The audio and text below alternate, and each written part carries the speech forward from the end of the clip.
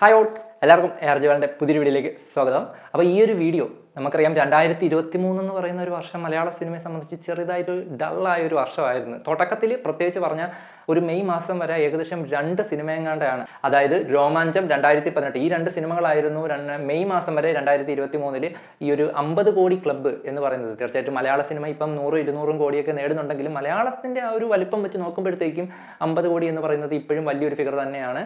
അപ്പം 50 കോടി ക്ലബിലേക്ക് കയറിയ ആ 2 പടങ്ങളെന്ന് പറയുന്നത് കഴിഞ്ഞ വർഷം ഇതേ സമയത്ത് എത്തിയപ്പോഴത്തേക്കും അത് 2018 അതേ കണക്ക് രോമാഞ്ചവുമായിരുന്നു. പക്ഷേ 2024 വന്നപ്പോഴത്തേക്കും കഥ വളരെ വളരെ വളരെ ഡിഫറൻ്റ് ആണ്. കാരണം അതിനും 4 ഇരട്ടിയോളം പടങ്ങൾ, അതായത് കൈ നിറയെ പടങ്ങളാണ് 50 കോടിയും 100 കോടിയും അതേ കണക്ക് മഞ്ഞുമൽ ബോയ്സ് പോലെ 200 കോടിയും ഒക്കെ നേടിയിരിക്കുന്നത്. അപ്പോൾ എത്രത്തോളം പടങ്ങൾ 50 കോടി നേടിയിട്ടുണ്ട്, ഏതൊക്കെ പടങ്ങളാണ് ഒക്കെ അവസാനം 50 കോടി നേടിയ സിനിമ ഏതാണ് എന്നൊക്കെ നമുക്ക് ഈ ഒരു വീഡിയോയിലൂടെ ഇതുവരെ 2024 ഈ ഒരു 5 മാസം ആകുമ്പോഴത്തേക്കും ഏതൊക്കെ പടങ്ങളാണ് 50 കോടി നേടിയത് എന്ന് നമുക്ക് ഈ ഒരു വീഡിയോയിലൂടെ പരിശോധിക്കാം. 2024 ആദ്യം 50 കോടി എന്ന ആ ഒരു ക്ലബിലേക്ക് എൻ്റർ ആയത് പ്രേമലു എന്ന പടമാണ്. ഫെബ്രുവരി 9 റിലീസായ പടം.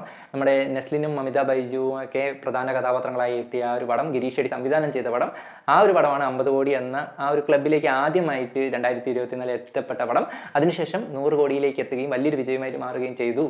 ഓക്കെ, അപ്പം അതിനുശേഷം വന്ന മമ്മൂക്കയുടെ ബ്രഹ്മയുഗം ഫെബ്രുവരി 15 റിലീസായ ആ ഒരു പടം രാഹുൽ സദാശിവനാണ് സംവിധാനം ചെയ്തിരിക്കുന്നത്. അപ്പോൾ ആ ഒരു സിനിമയും ഒരു ഹൊറർ ഫാന്റസി അല്ലെങ്കിൽ ഒരു എക്സ്പെരിമെന്റൽ പടമായിട്ട് എത്തിയ, ഫുള്ളി ബ്ലാക്ക് ആൻഡ് വൈറ്റിൽ എത്തിയ ആ ഒരു പടവും 50 കോടി നേടി എന്ന് പറയുന്നത് മലയാള സിനിമയെ സംബന്ധിച്ചിടത്തോളം വലിയൊരു നേട്ടം തന്നെയായിട്ടാണ് ഞാൻ കണക്കാക്കുന്നത്. അതേപോലെ ഫെബ്രുവരി 22 റിലീസായ മലയാള സിനിമയുടെ ആ ഒരു എന്താ പറയുക സീൻ തന്നെ മാറ്റിയ ആ ഒരു പടം മഞ്ഞുമൽ ബോയ്സ് തമിഴ്നാട്ടിൽ പോയിട്ട് അവിടുത്തെ പടങ്ങളോട് മത്സരിച്ച്, അതായത് നമ്മുടെ ലിയോ, തലപതിയുടെ ലിയോ കേരളത്തിൽ വന്നിട്ട് 60 കോടി, അതായത് തമിഴ് സിനിമയ്ക്ക് ഏറ്റവും കൂടുതൽ കളക്ഷൻ കിട്ടുന്ന ഒരു സ്ഥലമാണ് കേരള എന്ന് പറയുന്നത്. പക്ഷെ അതേപോലെ ഒരു സ്വീകാര്യത തമിഴ്നാട്ടിൽ കിട്ടാറില്ലായിരുന്നു. പക്ഷേ ഇവിടെ ലിയോ ഇട്ടതിനെക്കാട്ടിയും കൂടുതൽ കളക്ഷൻ നമ്മുടെ ഒരു മലയാളം പടം പോയി തമിഴ്നാട്ടിൽ ഇടുക എന്ന് പറയുന്നത് തീർച്ചയായിട്ടും മലയാളം ഫിലിം ഇൻഡസ്ട്രിയെ സംബന്ധിച്ചിടത്തോളം വലിയൊരു നേട്ടം തന്നെയാണ്.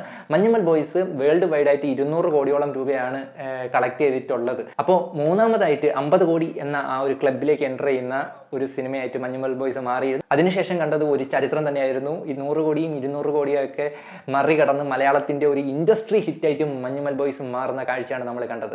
ഓക്കെ, അതിനുശേഷം ഫെബ്രുവരിയിലാണ് ഈ ഒരു 3 പടങ്ങളും റിലീസായിരുന്നത്. അതിനുശേഷം റിലീസായത് നമ്മുടെ രാജുവേട്ടൻ നായകനായിട്ട് വന്ന, പൃഥ്വിരാജ് സുകുമാരൻ നായകനായിട്ട് വന്ന ആടുജീവിതം, ബ്ലസ്സി ഡയറക്റ്റ് ചെയ്ത ആടുജീവിതമാണ്. ഈ ഒരു സിനിമയും 150ഓളം കോടി രൂപ വേൾഡ് വൈഡ് ബോക്സ് ഓഫീസിൽ നിന്ന് കളക്ട് ചെയ്തിട്ടുണ്ട്.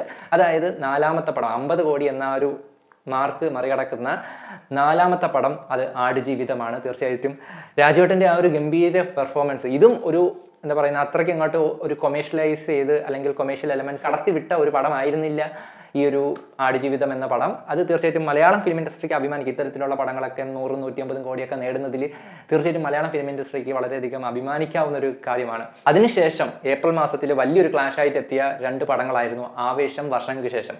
ആവേശം ജിത്തു മാധവൻ രോമാഞ്ചം എന്ന പടത്തിന് ശേഷം ഡയറക്റ്റ് ചെയ്യുന്ന പടം. ഫാഫയുടെ രംഗ എന്ന് പറയുന്ന ക്യാരക്ടറായിട്ട് ഒരു അഴിഞ്ഞാട്ടം തന്നെയാണ് നമ്മൾ ആ ഒരു സിനിമയിൽ കണ്ടത്. അപ്പോൾ ആവേശം എന്ന് പറയുന്ന പടമാണ് ആടുജീവിതത്തിന് ശേഷം 50 കോടി എന്ന ആ ഒരു നേട്ടത്തിലേക്ക് എത്തുന്ന സിനിമ. പക്ഷേ 50 കോടിയിലൊന്നും നിന്നില്ല, 100 കോടി കളക്ഷൻ നേടി വലിയൊരു വിജയമാകുന്ന കാഴ്ചയാണ് നമ്മൾ കണ്ടത്. വിനീത് ശ്രീനിവാസന്റെ ഏറ്റവും വലിയ ഹിറ്റായിട്ട് മാറിയ ഒരു സിനിമയാണ് വർഷങ്ങൾക്ക് ശേഷം. തീർച്ചയായിട്ടും ബാക്കിയുള്ള വിനീത് ശ്രീനിവാസൻ പടങ്ങൾ വെച്ച് നോക്കുമ്പോഴത്തേക്കും ക്വാളിറ്റി വൈസ് അത് കുറച്ച് കുറവായിരുന്നു എന്ന് തോന്നിയെങ്കിലും, പക്ഷേ വിനീത് ശ്രീനിവാസന്റെ കരിയറിലെ ഏറ്റവും വലിയൊരു വിജയമായിട്ട് വർഷങ്ങൾക്ക് ശേഷം എന്ന സിനിമ മാറുന്ന കാഴ്ചയാണ് നമ്മൾ കണ്ടത്. വേൾഡ് വൈഡ് ആയിട്ട് 70 കോടിയിൽ പരം രൂപയാണ് വർഷങ്ങൾക്ക് ശേഷം എന്ന സിനിമ സ്വന്തമാക്കിയിട്ടുള്ളത്. അപ്പം ഏപ്രിൽ മാസത്തിൽ ഈ 2 സിനിമകളായിരുന്നു മലയാള സിനിമയുടേതായിട്ട് 50 കോടി എന്ന ആ ഒരു ലെവൽ ക്രോസ് ചെയ്തിട്ടുള്ള ആ ഒരു സിനിമകൾ. അതിനുശേഷം നമുക്ക് കുറച്ച് കാത്തിരിക്കേണ്ടതായിട്ട് വന്നു. ഗുരുവായൂർ അമ്പലനടയിൽ എന്ന സിനിമ, അതായത് മെയ് 16 റീസെൻ്റ് ആയിട്ട് റിലീസ് ചെയ്ത ആ ഒരു സിനിമ ഇപ്പോഴും തിയേറ്ററിൽ തകർത്ത് ഓടിക്കൊണ്ടിരിക്കുന്ന ആ ഒരു സിനിമയാണ്. 50 കോടി മുന്നിട്ട് ഇപ്പോഴും പ്രദർശനം തുടർന്നുകൊണ്ടിരിക്കുന്നത്. അതായത് 70 കോടിയോളം രൂപയാണ് വേൾഡ് വൈഡ് ആയിട്ട് ആ ഒരു സിനിമ നേടിയിരിക്കുന്നത്. 2024 ഇതുവരെ ഏറ്റവും അവസാനമായിട്ട് 50 കോടി എന്ന ഒരു മാർക്ക് ക്രോസ് ചെയ്ത സിനിമ നമ്മുടെ സ്വന്തം മമ്മൂക്കയുടെ ടെർബോയാണ്. വൈശാഖ് സംവിധാനം ചെയ്യുന്ന സിനിമ. തീർച്ചയായിട്ടും വൈശാഖ് എന്ന ഡയറക്ടർക്ക് ഏറ്റവും അത്യാവശ്യമായിരുന്ന ഒരു കംബാക്ക് കൊടുത്ത സിനിമ എന്ന് നമുക്ക് ഈ ഒരു ടെർബോ എന്ന സിനിമയെ വിശേഷിപ്പിക്കാം. ടെർബോ ജോസ് എന്ന മമ്മൂക്കയുടെ ഒരു കിടുക്കാച്ചി കഥാപാത്രം നമുക്കായിട്ട് സമ്മാനിച്ച ഒരു സിനിമ. ഈ ഒരു സിനിമ ഇപ്പം 50 കോടിയും കടന്ന് ഇപ്പോഴും സൂപ്പർ സ്ട്രോങ് ആയിട്ട് വലിയൊരു ഫിഗറിലേക്ക് പൊയ്ക്കൊണ്ടിരിക്കുകയാണ്. തീർച്ചയായിട്ടും മമ്മൂക്കയുടെ ആദ്യത്തെ 100 കോടി പടമാകും എന്ന് തന്നെ നമുക്ക് വിശ്വസിക്കാം. അതേപോലെ തന്നെയാണ് ഗുരുവായൂർ അമ്പലനടയിൽ ആ ഒരു സിനിമയും 100 കോടിയിൽ എത്തപ്പെടാനുള്ള ചാൻസുകൾ വളരെ കൂടുതലാണ്. അപ്പം 2023 വെച്ച് കമ്പയർ ചെയ്ത് നോക്കുമ്പോഴത്തേക്കും 8 പടങ്ങളാണ്. 2023 2 പടങ്ങളായിരുന്നു ഈ ഒരു സമയത്ത് 50 കോടി കടന്നിട്ടുണ്ടായിരുന്നത്. ഇവിടെ 2024 എത്തുമ്പോഴത്തേക്കും 8 പടങ്ങളാണ് മലയാള സിനിമയിലേക്ക് 50 കോടി എന്ന ഒരു 50 കോടി ക്ലബിലേക്ക് എത്തപ്പെട്ട സിനിമകൾ. അതിനകത്ത് 4 100 കോടി ക്ലബ്ബ് പടങ്ങളും ഒരു 200 കോടി ക്ലബ്ബ് പടവും ഉണ്ട് എന്നുള്ളത് തീർച്ചയായിട്ടും മലയാള സിനിമയുടെ ഒരു വളർച്ചയെ സൂചിപ്പിക്കുന്ന ഒരു കാര്യമായിട്ട് തന്നെയാണ് തോന്നുന്നത്. തീർച്ചയായിട്ടും ഇനി വരുന്ന 7 മാസങ്ങളിൽ വലിയ വലിയ സിനിമകൾ, എമ്പുറാൻ ഉൾപ്പെടെയുള്ള സിനിമകൾ വരും.